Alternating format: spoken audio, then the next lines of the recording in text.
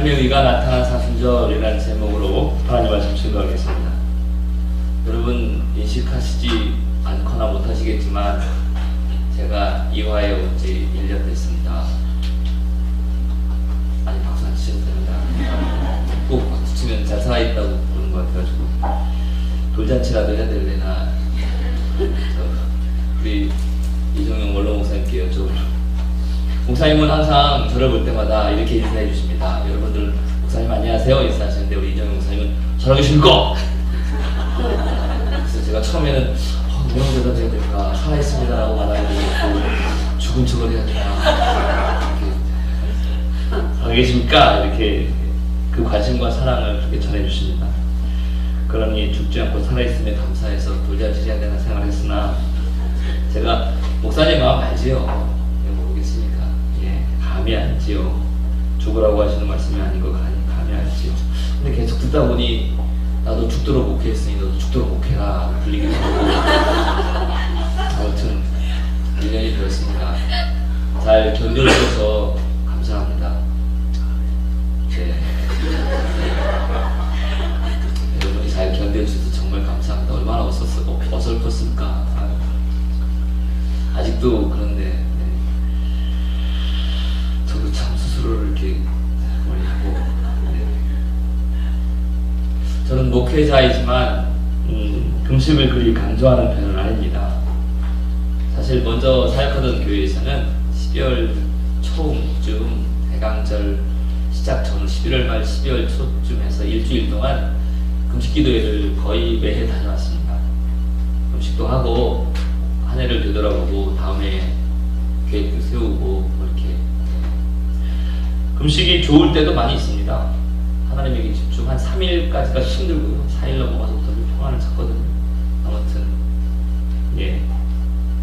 그런데 이제 안 좋은 추억도 있고 아무튼 그래서 금식은 형식적인 금식을 하느니 잘 먹고 열심히 기도해라 라고 이야기하는 목회자입니다. 이렇게 하는 데에는 이유가 있습니다. 여러분 하나님이 절기를 우리에게 주신 이유는 절기를 지키라라고 주신 이유는 우리가 못 믿어서가 아닙니다.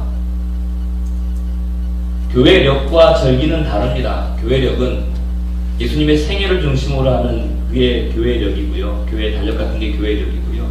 절기는 하나님께서 지키도록 성경에 말하는 걸 절기라고 합니다. 그러니까 우리가 착각하면 안 됩니다. 우리가 맥추감사절을 지킨다든지 추수감사절을 지킨다든지 사순절이나 부활절 이런 것들을 지킬 때 절기를 지키는 것과 교회력과 조금 차이가 있습니다. 아무튼 그 절기를 주신 이유는 본질에 더 집중해라 라고 하는 것이에요. 놓치지 말고 살아라 이겁니다. 집중해라 라고 하기 때문에 사순절의 본질은 음식을 안 먹는 금식이 아닙니다. 사순절이 아니더라도 하나님과 정말 깊이 나누고 싶다, 하나님과 깊은 대화를 하고 싶다, 하나님을 깊이 경험해 보고 싶다라는 마음이 성도에게 있다면 사순절이 아니어도 금식할 수 있습니다. 또 해야 되고 구제도 마찬가지입니다. 누굴 돕는 일은 내 것을 좀 떼어내서 돕는 일은 남아 돌아가서가 아니라 내 것을 떼어내서 돕는 일은 사순절에만 하는 게 아닙니다. 매일 매주 해야 되는 거죠. 기도는 말할 것도 없고요. 오늘도 벌써 예배를 드리면 얼마나 기도를 여러 번 하셨습니까? 이따가 식사하시기 전에 식기도 깊이와 길이는 차이가 있을지 모를지언정 하지 않겠습니까? 요에서 2장에 보면 옷을 찢지 말고 마음을 찢으라 라고 이야기합니다. 본질을 찾으라는 얘기지요. 마태복음 6장에 보니까 금식과 구제, 기도를 하되 보이기 좋아하는 바리새인처럼 하지 말고 진심으로 하라 이렇게 말씀하십니다. 그리고는 그 이어서 뭐라고 말하냐면 은밀한 중에 보시는 하늘아버지께서 갚아주신다 라고 성경에 약속하셨습니다. 저는 성경의 말씀을 믿습니다. 제 삶의 또 신앙의 기준이 성경이기를 바라고요. 전통적으로 사순절 기간 동안에 금식, 구제, 기도 이건 강조하는데 이 세 가지는 예수님 당시 유대인들이 참 잘하던 겁니다. 신앙의 척도를 가늠하는 척도가 되기도 하고요. 잘하는 거죠. 그래서 금식을 잘하면 혹은 구제를 열심히 잘하면 혹은 기도를 잘하면 보이게 잘하면 아, 저 사람 참 신앙 좋구나 라고 생각했습니다. 근데 예수님께서 오셔서 그 신앙의 척도를 여지없이 깨트려 버렸습니다. 바리새인들이나 유대인들은 금식할 때 회를 치라면서 했거든요. 나 금식하거든. 구제할 때 시장통 그 사거리에서 노쇠로 만든 그 통에다가 동전을 떨어뜨리면 쨍그랑 소리가 나는데요. 그 소리가 들리도록 크게 들리도록 막 땅땅땅 치면서 사람들이 거린들이 쳐져오기를, 그래서 아, 저 사람도 구제하네 이렇게 열심히 잘했습니다. 보이면서. 기도도요. 사람들이 지나가는 거리에서 손을 높이 들고 남들이 알아듣지도 못하는 말들로 라틴어로 바리새인들 그렇게 열심히 기도 잘했습니다. 그 모든 세 가지를 예수님께서 깨시면서 뭐라고 말씀하시냐면 은밀한 중에 해라. 몰래 하라는 이야기일까요? 예, 몰래 하라는 이야기일 수도 있죠. 근데 여러분 그 몰래 하라는 거에 명을 뺏기면 안 됩니다. 몰래가 중요한 게 아니고 다른 의미가 더 강합니다. 무슨 일을 하든지 사람의 눈에 들려고 하지 말고 사람이 보이려고 하지 말고 하나님에게 보이고 하나님을 기억하고 해라, 이 얘기입니다. 신앙생활 하다 보면 사람과 같이 지내지요. 신앙생활 하다 보면 사람과 함께 지냅니다. 예배도 우리가 사람들과 함께 지내는 거죠. 그런데 우리가 사람들과 함께 있지만 하나님과 더욱 깊이 영향력을 주고받아야 되는데 그런 것들을 놓치니까 사순절이라는 절기를 주셔서 사람에게 뭔가 하려고 하지 말고 무슨 일을 하든지 하나님 앞에서 하는 것처럼 해라. 그 의미가 있는 겁니다. 사실 하나님 앞에 서는 일은 두렵고 떨리는 일입니다. 하나님 앞에 서는 일은 가슴이 끔찍한 일이고요. 죽음을 각오하는 일입니다. 그래서 많은 학자들이 하나님 앞에서의 죽음은 죽음이 아니다, 오히려 소망이다, 뭐 이렇게 얘기합니다. 저는 참회 계절인 사순절에 금식이나 구제나 기도를 좀 다른 말로 바꾸고 싶습니다. 이거 제가 만든 말은 아닙니다. 학자들이 이야기하는 것 중에 하나인데요. 하나님 앞에서 하는 뺄셈과 덜셈의 삶이다라고 이야기합니다. 결국 금식이 뭡니까? 내가 먹는 거, 내가 먹을 걸 안 먹고 빼는 거 아닙니까? 그럼 그 빼서 뭐 할 건데? 빼서. 나 사람들 앞에 금식했어, 나 안 먹었어 오늘 이라고 보이는 거면 빼고 끝나는 거죠. 근데 거기에 더 할 게 있죠. 구제도 마찬가지. 남아 돌아서 구제하는 건 아니다. 돈이 많다고 구제하는 건 아니더라고요. 부족하고 모자라지만 그 의미를 알기 때문에 자기가 필요한 것들을 좀 아끼고 자기에게 있는 재산, 재물, 물질을 좀 띄워서 빼서 구제하는 거 아니겠습니까? 여러분 돈이 남아 돌아서 11조 하십니까? 싸두다 비죽고 튀어나오는 거 골라서 감사하고 마시나요? 그러면 참 좋겠으나 그런 경우는 없죠. 우리. 기도도 마찬가지입니다. 기도도 정신없이 바쁘게 열심히 생활하는데 그 많은 4시간들 24시간 중에 잠자기 1분 더, 조금만 더, 아침에 우리 학생들 아침에 일어날 때 아마 대동소이 똑같을 겁니다. 1분만 더, 엄마 1분만 더, 그 1분 5분이 귀한 그때에 일어나서 자기의 시간을 떼어서 빼내서 하나님 앞에 기도하는 게 이게 기도 아니겠습니까? 그러니 잠깐 동안이라도 내 생명의 모든 것, 내 소유의 모든 것, 내가 할 수 있는 일들의 모든 것이 다 하나님께 속해 있다는 것을 알고 그것이 다 하나님 것입니다 라고 고백하지만, 그러나 이 모든 것이 다 하나님 것이지만 제가 잘 쓰겠습니다 라는 의미로 금식도 하고 떼어서 구제도 하고 떼어서 기도도 하는 겁니다. 그렇게 빼고 빈 자리에는 부활의 소망을 더하는 거죠. 금식을 하고 나서 나 잘했다, 금식했다는 걸 자랑하는 게 아니라 금식한 다음에 여러분 꼭 금식 헌금을 하시기 바랍니다. 금식한 그 한 끼 안 먹고 칼로리를 300칼로리, 500칼로리 안 집어넣었으니까 살 안 찌고 좋네. 그건 금식이 아니라 구음식이죠. 다이어트식은 아니어도 구음식이란 말입니다. 그런 거 말고 내가 정말 하나님 앞에 가는 금식이라면 내가 먹으려고 했던 그것을 띄어서 구제로 연결되어집니다. 그 구제로 연결되고 끝나는 게 아니라 구제하면서 끝이 아니다. 난 돈 냈으니까 끝이 아니라요. 그 구제가 뭐로 연결되어야 되냐면 기도로 연결돼야 되죠. 나에게 이렇게 넉넉히 혹은 부족하더라도 하나님의 뜻을 기억하게 하시는 것 감사합니다. 모자라고 작은 거지만 잘 귀하게 쓰임 받아서 하나님 역사를 이루어주십시오. 기도로 연결돼요. 그러니까 결국 금식이나 구제나 기도가 하나의 사이클인데 여기에 가장 중요한 건 하나님 앞에 우리가 어떻게 섰냐 이걸 나타내고 있는 겁니다. 그러고 보니 빼고 살아도 될 거, 더 해야 될 거 한두 가지가 아닙니다. 제 자신을 봐서 개인적으로도 그렇고 뺄 거, 있으시지요? 가정적으로도 그렇고 교회적으로도 그렇고 우리 사회적 나라적으로도 그렇고 뭐 뺄 것만 있습니까? 더 하실 건 없으세요? 시절이 하도 수당하다 보니까 시절이 하수상해서 사순절 이 기간 동안 저는 여러분 4월 16일날이 부활주일인데 좀 뺄 것이 무엇인지 돌아보고 나도 돌아보고 가정도 돌아보고 교회도 좀 돌아보시고 더 할 건 뭔지 좀 보시고 그래서 정말 하나님이 기뻐하시는 아니 하나님이 참 내가 저들에게 절기를 주길 잘했다 느끼실 수 있는 사순절을 저도 여러분도 지나게 될 수 있기를 주의 이름으로 간절히 축원합니다. 신앙생활 하면서 가장 우리가 놓치기 쉽고 빠지기 어려운 허물이 뭐냐면요. 율법과 복음을 헷갈린다는 거예요. 율법이 있었지만 오늘 성경 보면 로마서 3장 21절부터 24절까지 뭐라고 말하냐면 율법이 있었는데 율법에 하나님의 의가 나타났다는 겁니다. 이 하나님의 의는 차별이 없다는 거죠. 결국 하나님의 의는 뭐냐면 예수 그리스도의 십자가를 죽으심과 부활하신 더 정확히 말하면 하나님이 우리를 사랑하시는 거다 이 얘기를 하고 있는 겁니다. 하도 많이 들어서 사랑한다 사랑한다 사랑한다 해도 별 감동이 안 되는 이 완악한 마음들이 우리 가운데 있습니다. 네덜란드 문화학자라고 그러대요. 하위징가라는 사람이 호모 루덴스라는 책에서 이렇게 한마디로 요약하자면 이렇게 말했답니다. 잘 노는 것이 잘 사는 거다.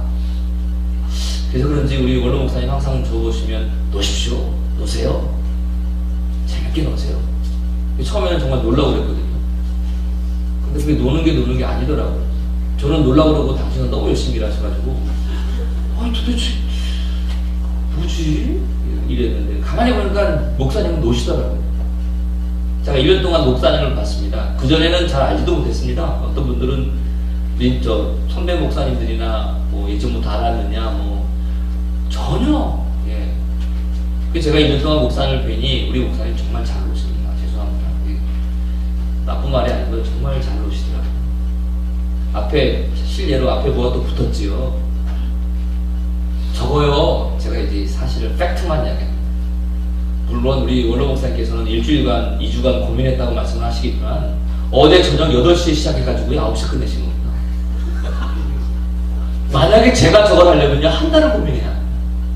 머리끝에서 발끝까지 온털이 쭈삣쭈삣 서고요 이걸 어떻게 해야지 고민하고 디자인 잡고요 저는 40이라는 글자를 저렇게 쓰고 그냥 붙일 자신도 없고 용기도 없고요 용납이 안 됩니다. 멋있어요 이 숫자가. 네. 근데 저걸 어떻게 붙이시지라고 했는데 뒤에서 보니까 잘 어울려요. 참 기가 막히신 거죠. 저는 이게 이제 노동이에요. 만약에 저보고 앞에 배너를 다시고 얘기 잠깐 하려고 그러거든요. 저에게 저런 걸 하는 건 노동이 되죠.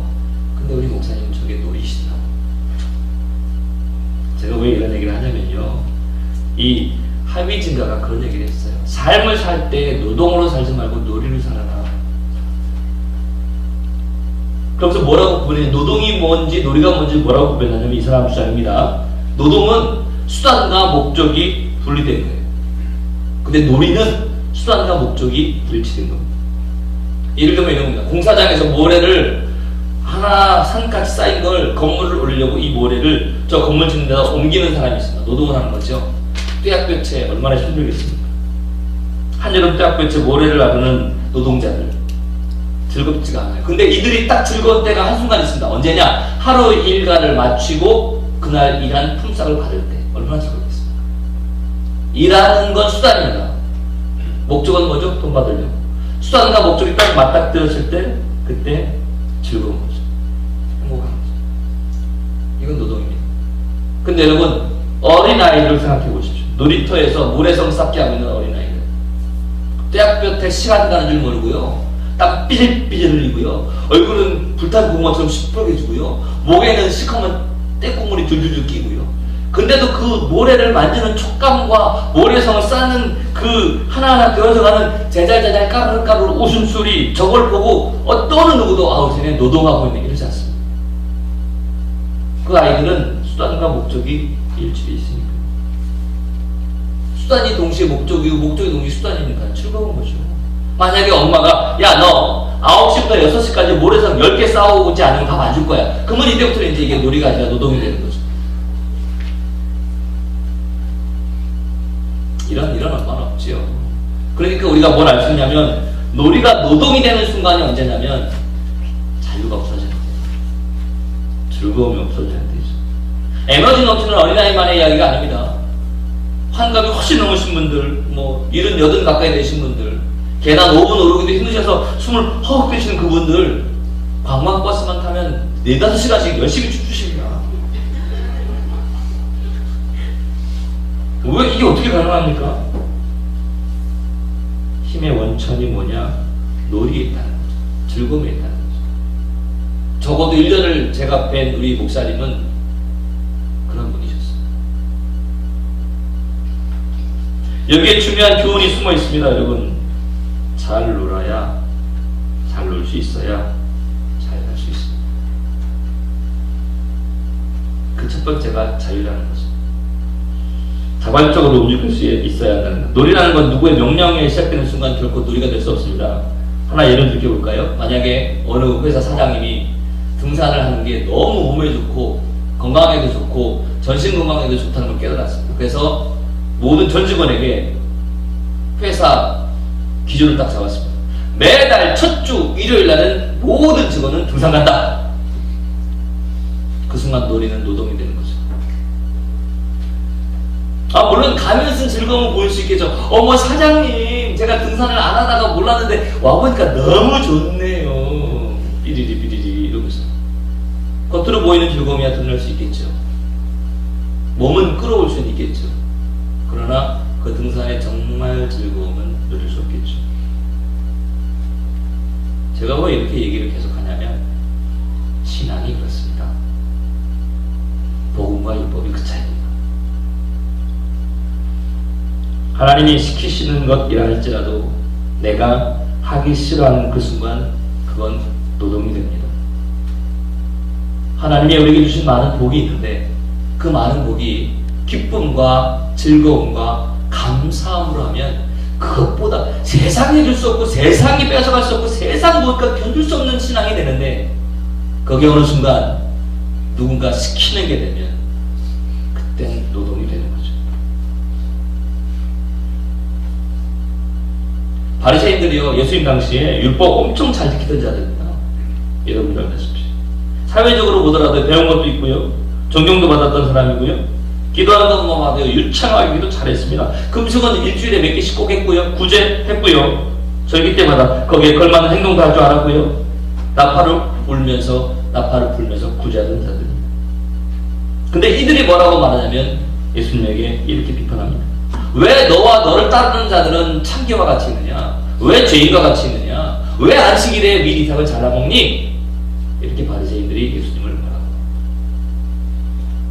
율법인 거죠. 그래서 주님 뭐라고 말씀하시는지 아십니까? 율법이 아니야, 새로운 의가 있어, 복음이야 라고 얘기하는 거죠. 마태복음 7장 21절에 뭐라고 말씀하시냐면 주님이 나더러 주여 주여 하는 자마다 천국에 들어갈 것이 아니요 다만 하늘에 계신데 아버지의 뜻대로 행하는 자야 하십니다. 할렐루야. 아멘. 그 하나님 뜻이 뭡니까? 그냥 여기 나와 앉을기만 하면 되는 겁니다. 물론 안 나오시는 것보다 100번, 1000번, 10,000번 낫죠.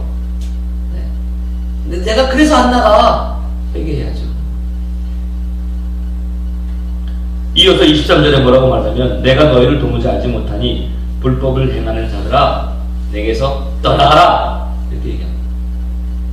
세상에 그 믿음 좋은 사람, 그 믿음 좋아 보이는 사람, 구제, 금식, 기도 그렇게 잘하는 사람은 세상에 예수님이 불법을 행하는 자라고 얘기합니다. 왜 그럴까요? 그의 일들이 잘못돼서가 아니라 그들 마음속에 있던 이 중심, 본질 이게 잘못됐기 때문에 선한 일조차도 불법이 되는 거죠. 제가 이화교회 온 지 1년 됐습니다. 제가 이화에서 느낀 가장 큰 게 뭔지 아십니까? 신앙의 자유로움입니다. 근데 그 자유로움이 조금은 한두 서너 되어서 읽어서나 10번 정도는 놀란 적이 있습니다. 이게 자유일까 방종일까? 이게 정말 뿌리가 있는 자유인 건가? 이게 정말 신앙이 있는 자유인 건가 아니면 없는 자유인 건가 고민할 때가 있었습니다. 여러분 진지하게 여러분에게 묻습니다. 우리 신앙생활 이대로 계속하면 되는 겁니까? 지금처럼 해오던 대로 하면 됩니까? 혹시 뺄 거 없습니까? 더 할 건 없나요? 우리 이대로 그냥 우리 아이들이 하면 되나요? 여러분이 하는 신앙생활 그대로 우리의 자녀들이, 내 생명과도 같은 그 자녀들이, 우리 다음 세대라는 이 다음 세대들이 그대로 하면 될까요? 제가 신앙생활 할 때 우리 성도들이 저처럼만 하면 되겠습니까? 하나님이라고 묻는 질문을 수시로 합니다.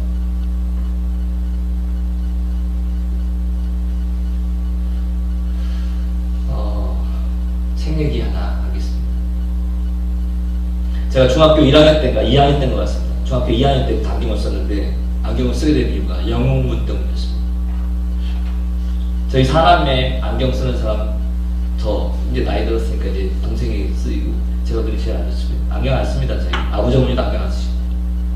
왜 중학교 2학년 때 됐냐면 그때 김용이라는 작가가 쓴 영웅문이라는 책이 걱정, 양과 황학사, 탄신통 막 손가락으로 탕 쳤는데요, 나무 2개가 막 뚝뚝뚝 부러지고 막, 이야, 이거에 확 빠져가지고 아버지께서 자라, 불이 새나가지고 네, 잘 수가 있나? 우리 알잖아요. 네라고 했지만 네, 자기 싫어요. 그러니 내 맘대로 할 거야. 안 들키고 이거잖아요, 학생들. 저도 그랬죠. 안방이 거실이고 걷는 방이 제 방이었는데 일단 그 문 사이의 틈에 빛이 새어나가지 않도록 얇은 덮는 천을 덮습니다. 그 생각 많이 했습니다. 그것만으로는 안 됩니다. 이불을 쌓고 그 이불 속에 스탠드를 집어넣고 그리고 내 책을 보는 거죠. 3부까지 됐는데 제 기억으로는 8권인가 12권인가 그랬습니다. 일주일에 다 독파했습니다. 얼마나 재밌던지. 그래서 제가 제 아이들이 헛짓하는 걸 다 압니다. 그래서 제 아이들한테 그러죠. 그냥 솔직히 얘기해. 나 좀 좋아. 아무튼 그렇게 보고 났더니 그 다음부터 제 몸에 이상이 오기 시작했는데 침침한 거. 옳다. 잘됐다. 안경 안 쓰는 사람은 그 나이 때에 안경 쓰는 게 얼마나 그런지 모릅니다. 그래서 저는 우리 아이들한테 그랬습니다. 안경 쓰고 너무 힘드니까 야, 너네 안경 쓰고 싶으면 얘기해. 내 알없는 안경 사줄게. 라고 했더니 알이 있는 안경을 열심히 쓰고 있습니다 지금. 아무튼 그래서 안경 침침하고 자신있게 얘기했죠. 아빠, 제가 칠판이 잘 안 보입니다. 당당하게 안경을 중학교 2학년 때부터 쓰기 시작했고 그 일로 인해서 중국 무협지 부수무리한 책들을 읽기 시작했습니다. 그래서 중3 때 삼국지연의라는 걸 처음 읽고 소재를 읽었습니다. 진짜 재밌더만요. 삼국지기 작가님 말이에요. 여러분 다 알다시피 뭐 유비, 관우, 장비, 도원결의 매전, 그쵸? 다른 얘기보다 유비가 셋이 의형제를 맺었는데 이 셋 말고 하나 더 마음에 드는 사람이 있어요. 싸우면 지질 않아요. 얼마나 멋진지. 이 조자룡도 좀 이렇게 내 편으로 만들고 싶은데 도원결의 맺은 관우와 장비가 눈에 좀 이렇게 신경이 쓰여서 차마 아우데라는 말을 못하고 이리저리 있다가 기회가 없었다. 조조가 100만 대군을 끌고 막 쳐들어오거든요. 그때에 유비가 조자룡에게 아내와 아들 하나 아들을 맡깁니다. 맨 큰아들이죠.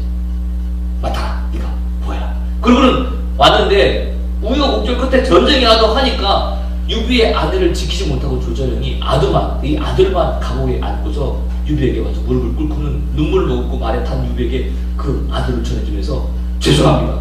제가 죽으네 사모님을 지키지 못했습니다. 그러고부터 그때 반전이 일어납니다.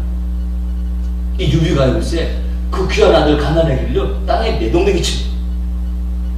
내동댕이 치면서 뭐라고 말하냐면 이깟 어린 놈 하나 때문에 내가 너를 잃을 뻔하였노라. 대박이죠. 조자룡 윗동굴에서 아니 이 지금 땅에 던진 아들이라는 이 인물이 뭐가 될 사람이냐면 나중에 왕이 될 사람이에요. 근데 세상에 태자보다도 나를 더 귀하게 여긴다고? 이게 끝난 거죠. 이때 조자룡이 뭐라고 말하는지 아십니까? 간뇌도지라는 사자성어를 쓰면서 내가 간뇌도지할지언정 죽은 에게 모든 걸 바치겠습니다. 간뇌도지가 뭐냐면 간과 이 머리의 뇌가 땅에 다 흩어진 땅에 처참하게 죽을 때, 그러니까 쉽게 말하면 죽을 때까지 충성하겠습니다. 이렇게 얘기해요. 전 이걸 보면서 그래서 이게 사람을 얻는 방법이구나. 사람을 얻는 거거든요. 이 감동한 조자룡이 자기 살자고 도망가겠습니다. 이런 대우를 받았는데, 감동은 우리가 알다시피 사람을 얻는 아주 정말 귀한 방법입니다. 감동한 사람은 자발적으로 힘을 내게 됩니다. 하루 종일 뼈아프에서 일할지라도 휘파람 불며 일할 수 있는 힘이 감동이 있습니다. 우리 목사님이 그렇게 누리처럼 할 수 있는 힘이 어딨나? 감동이었습니다. 하나님에 대한 감동, 이와에 대한 감동. 제가 아직 부족한 게 그 부분입니다. 여러분, 저보다 이와에 더 오래 계셨지 않습니까? 어떤 감동들이 있으십니까?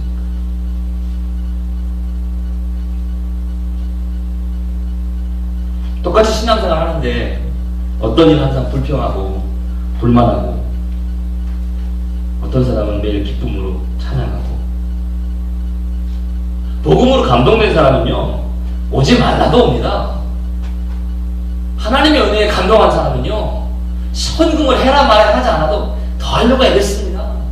11조를 해야 돼요, 말아야 돼요, 작정헌금을 해야 돼요, 말아야 돼요, 감정헌금을 매주 해야 돼요, 말아야 돼요, 꼭 해야 돼요, 이런 거 안 물어봅니다. 감동한 사람은요 심을 당합니다.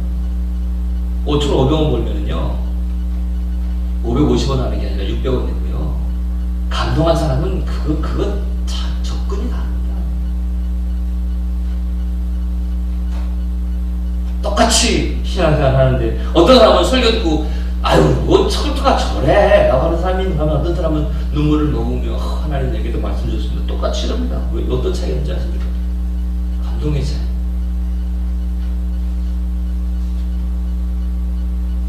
로마 31장 선언합니다. 사도 바울은 이제 율법의 의가 하나님의 의가 나타났더라고요. 하나님의 한 의. 여러분, 저는 삼국지 연의를 읽으면서 유비가 아들을 땅에 내팽개치면서 감동받아. 이야 진짜 대단하다. 나도 나중에 사람 이렇게 만들지. 그런 중학교 3학년 때 감동이 제게 있거든요. 근데 여러분, 사람이 쓴 문학적 글에도 감동을 받으며 하나님이 우리를 살리시고 우리를 얻기 위해서 하나밖에 없는 독생자를 십자가에 내던등이 천 그 사건을 알고 보고 들으면서도 감동을 못합니다. 뭐가 문제일까요? 사순절을 지나면서, 매년 사순절을 지나면서 달라지지 않나요?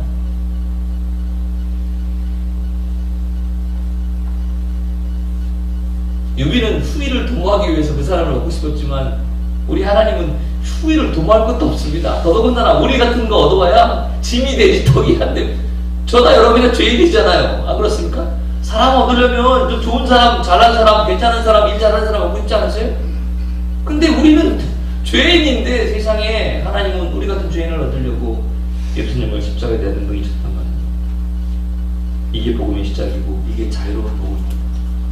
사순절이 이겁니다. 사순절은 제 수요일 다 함께 해야 하는 거고요.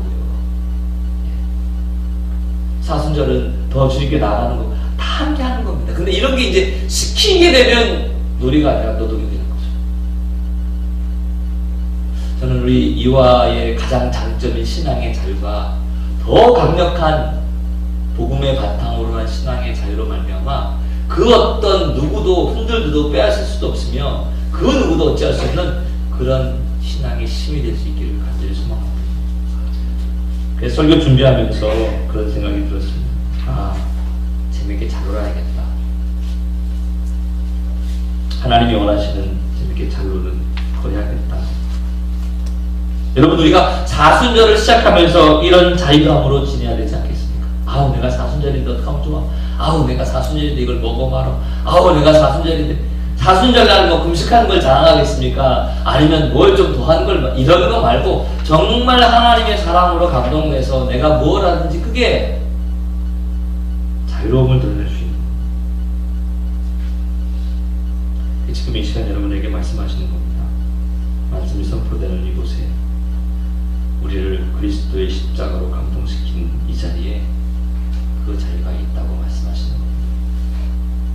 복음의 빚진 자, 저와 여러분, 십자가에 감동된 자 되어서 차별이 없는 그 십자가의 은혜, 하나님의 의, 그로 말미암아 우리의 신앙생활의 몸짓과 모습과 해야 될 일들과 하는 일들이 드러냄이나 나타냄이나 자랑이나 주눅듦이 아니라 자유로움으로 기쁨으로 감사로 넘쳤으면 참 좋겠습니다. 2017년 그런 사순절, 그런 자유로운 사순절